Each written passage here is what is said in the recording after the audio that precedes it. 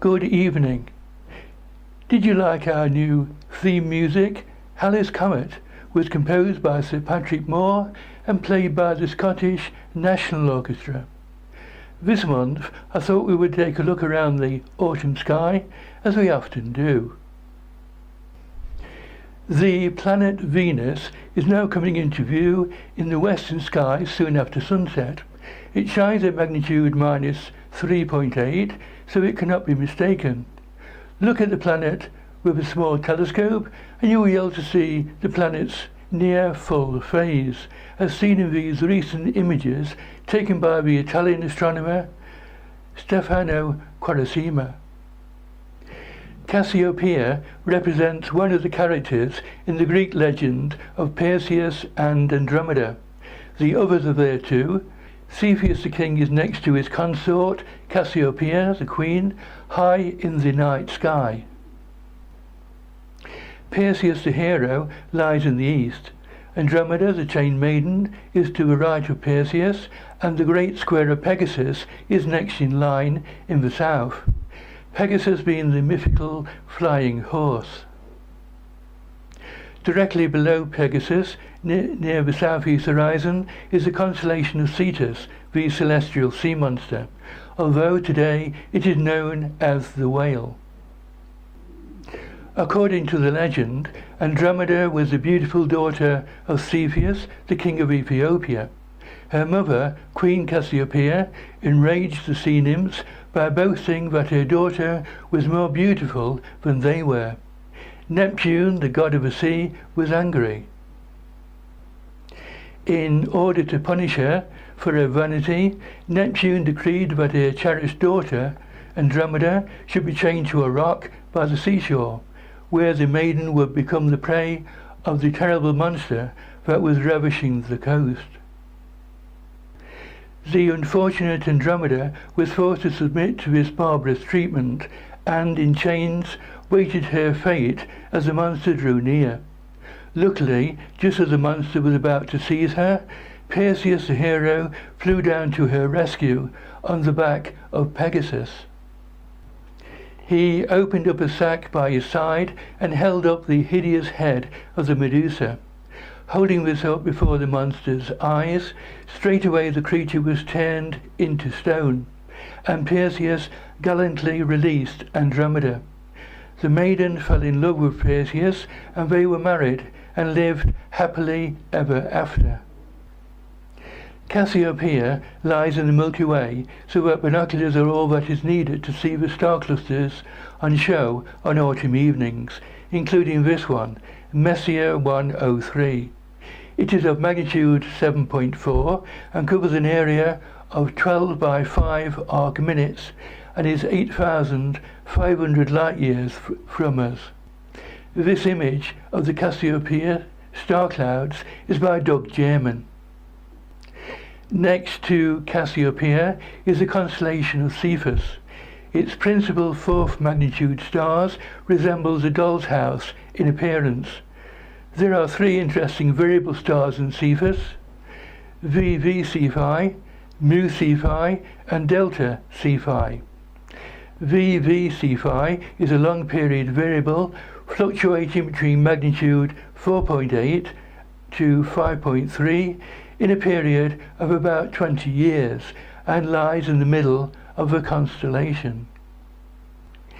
Mu Cephi was named the Garnet Star by William Herschel because of its true red colour.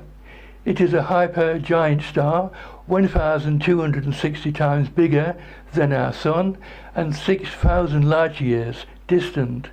It is located at the edge of the IC 1396, the Elephant Trunk Nebula, which is best seen in photographs. The nebula is the site of star formation and contains several protostars that were discovered in 2013. Delta Cephi was discovered to be variable by John Goodricke during 1784. Its variability is caused by the regular pulsations in the outer layers of a star. It varies from magnitude 3.48 to 4.37 in a precise period of 5.3 days, with a rise to maximum occurring quicker than the subsequent decline to minimum. Delta Cephei was discovered to be variable by John Goodricke during 1784. Its variability is caused by the irregular pulsations in the outer layers of a star. It varies from magnitude 3.48 to 4.37 in a precise period of 5.3 days, with a rise to maximum occurring quicker than the subsequent decline to minimum. Because the period of this class of variable is dependent on the star's luminosity, Delta Cephei is of particular importance as a standard candle for the period-luminosity relationship, since its distance is now one of the most precisely established for a Cepheid. Cepheid variables discovered in Messier 31, the Andromeda Galaxy, allowed the American astronomer Edwin Hubble to work out its distance.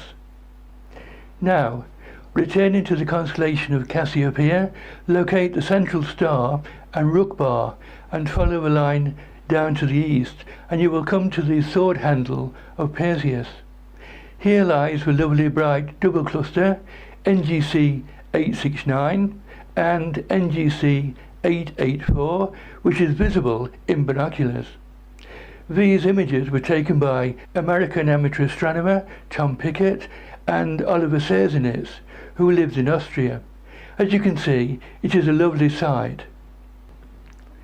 Following the right-hand line of stars down, you will arrive at the bright star Beta Persei, Algol, to give it its proper name. It lies in the eye of the demon, Medusa, as seen here. Algol is a famous variable star that changes in brightness from magnitude 2.1 to 3.9 in a period of 2.86 days. The astronomer John Goodricke, who died in 1781, was the first person to note that Beta Persei is in fact a very close binary system. When the dimmer of the two stars passes in front of the brighter, its light dims for a few hours. In Perseus, look out for the California Nebula, NGC 1499, near the magnitude 4 star Menkib, which is 2.5 degrees long. That's 5 times the diameter of the full moon. As seen in this image by Tom Pickett, the nebula makes a nice target for photography. Nearby is the Heart Nebula, IC 1805, which is shown in these nice images by Doug German and Oliver Serzenitz. It is a rather faint at magnitude 18.5 and covers an area of 150 by 150 arc-minutes. The very bright part of this nebula is separately identified as NGC 896 because it was the first part of this nebula to be discovered. This is the open cluster NGC 1342, also in Perseus. Looking further down, you will see the wonderful Pleiades open cluster, Messier 45 in Taurus, the celestial bull now rising above the horizon. This photo is by Oliver Serzenitz. The Pleiades are always a splendid sight in binoculars, and this is a sign that winter is not far away. To the southeast of Algol, there is the magnitude 5.2 open cluster, Messier 34, discovered by Charles Messier in 1784. Here is a nice photograph of it. Messier 34 covers an area of 35 arc-minutes and lies at a distance of 440 light-years. Continue the line further east and you will arrive at Andromeda, the chain maiden, which is composed of 2 lines of bright stars. The bottom row has the stars Almach, Merak and Alpheratz. Of these, Almach is a lovely double star with a contrast of yellow and blue, visible with small telescopes. The star Alpheratz, Alpha Andromeda lies in the top left corner of the square of Pegasus. When American amateur astronomer Tom Pickett recently aimed his guided camera at Merak, the central star of Andromeda, he recorded the lovely bright galaxies Messier 31 above and Messier 33, which lies in the constellation of Triangulum below. The great galaxy of Andromeda, Messier 31, is visible to the unaided eye on clear, crisp evenings, and yet it lies over 2 million light-years away. This photo is by Oliver Sersnitz and shows the Andromeda Galaxy at its best. The galaxy covers an area of 160 by 40 arc minutes and is an easy object for guided photography. Messier 33 in Triangulum is of magnitude 6.7 and covers an area of 55 by 40 arc minutes and is almost 21 million light-years away. Again, this is a splendid target for photography. Images like this one show the galaxy in all its glory.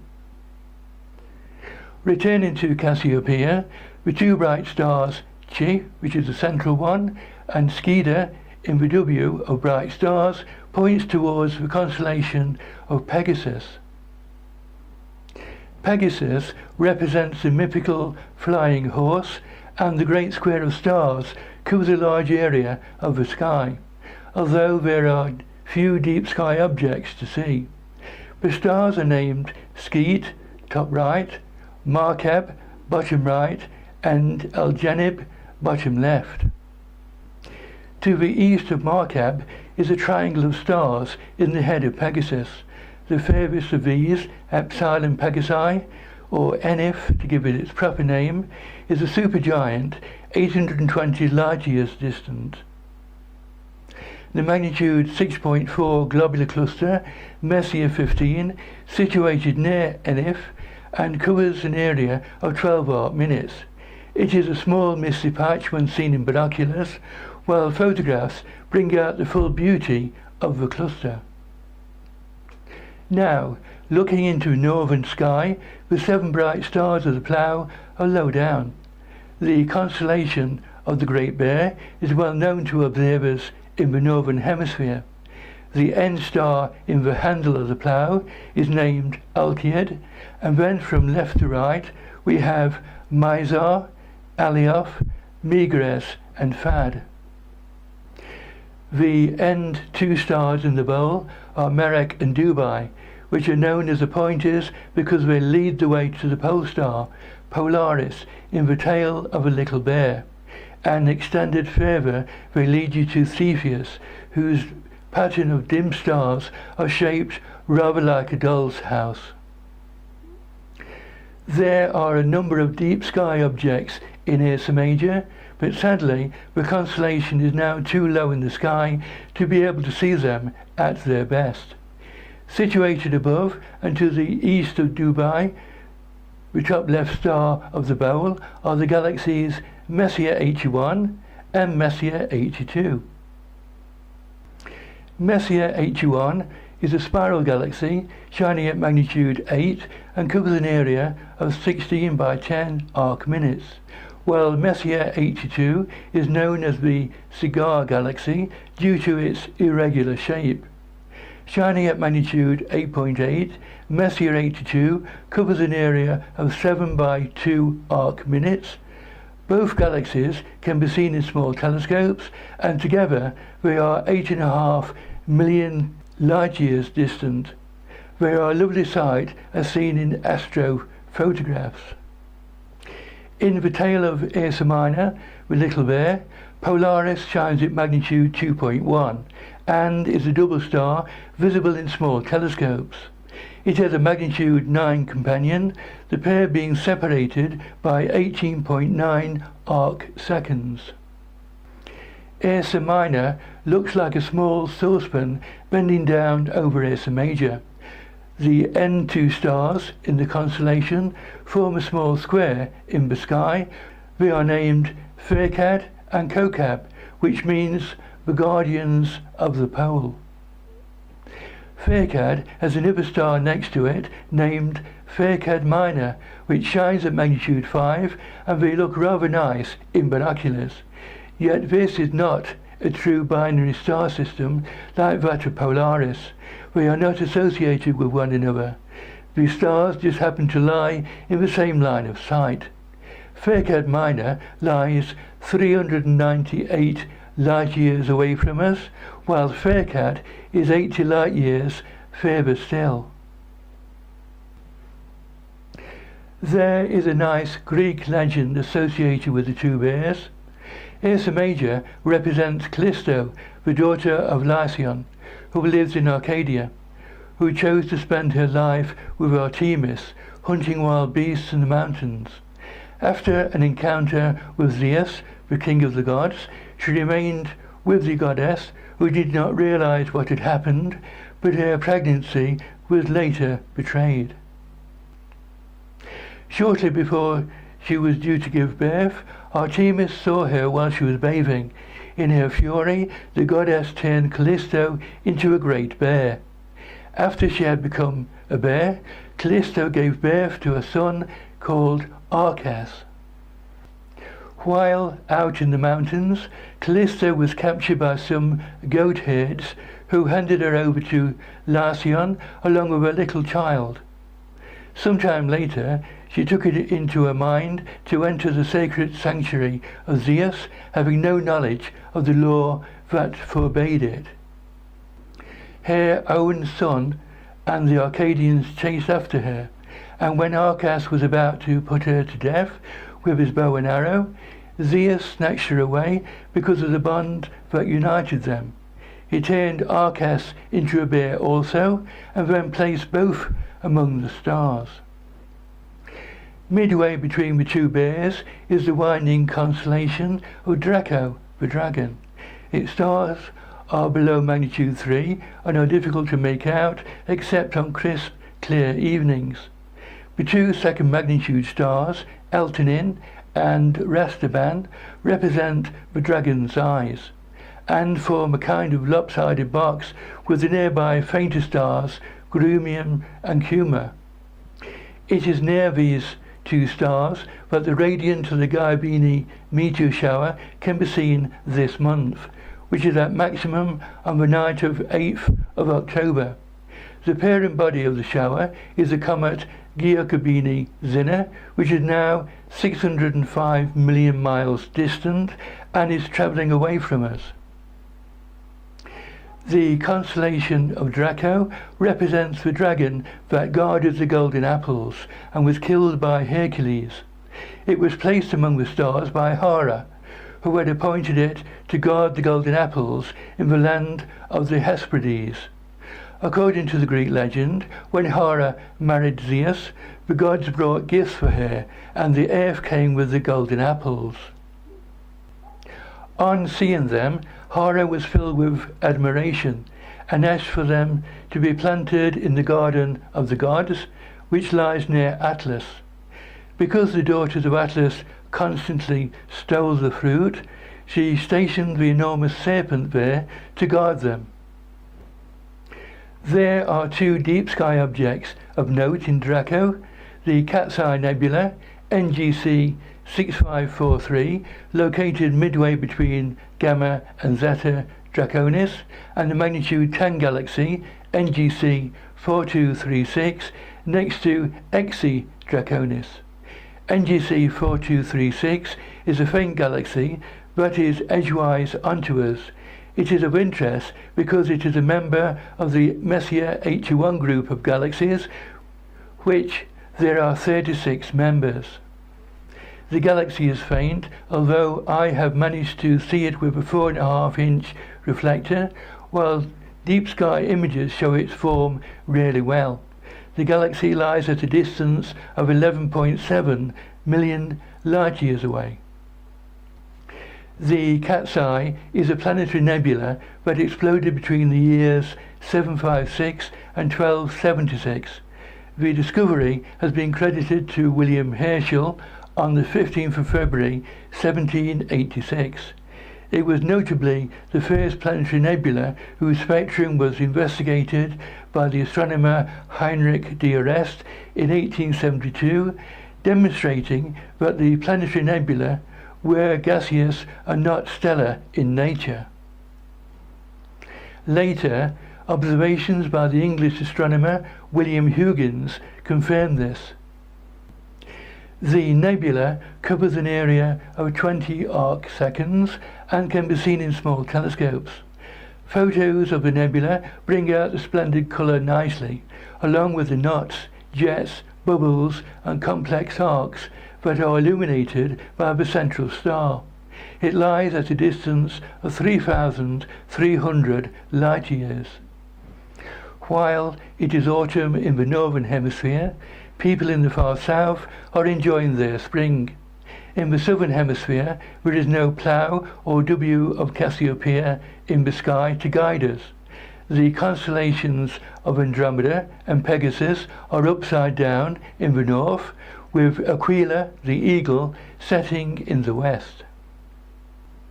Above Andromeda, the zodiacal constellations are on show, with Aries and Pisces high in the northeast, Aquarius and Capricorn overhead, and Sagittarius and Scorpius low in the southwestern sky. Looking due south, the bright star Canopus in Carina, the Sails, is rising in the southeast, and Musca, Triangulum Australe, Ara and Crux is also low down in the southern sky. High up is the bright star Arcna in Eridanus, the river, with the constellations of Phoenix, Hydrus, Tucana, Grus, Pavo and Octans nearby. Looking over towards the east, Orion the mighty hunter and Taurus are rising, with the bright blue star Rigel in the top left of Orion leading the way. In mythology, Eridanus is identified as the river Po, into which Paphion was said to have fallen down into. Paphion was struck by a thunderbolt by Zeus when he attempted to drive across the sky in the chariot of his father, the sun god Helios. The award-winning astrophotographer Warren Keller has sent me two remarkable images, the first of which is NGC 2090 in Columba, the Dove. Warren informs me it was discovered in 1826 by Scottish astronomer James Dunlop and is seldom imaged. It is rather faint at magnitude 11 and covers an area of 5 by 2.5 arc minutes. The second is IC 5332 in Sculptor, the Shield. Warren said that at a distance of 39 million light years it is quite faint at magnitude 10.7 and is considered unremarkable. Sadly, precious little is written about it, yet Warren is hopeful this image will spark some interest. Warren has written a book about astrophotography, Inside Pixel Light, which is available from Amazon, and he runs courses in astrophotography. Terry Hancock also runs courses in taking wonderful deep sky images, and this is a link to his website.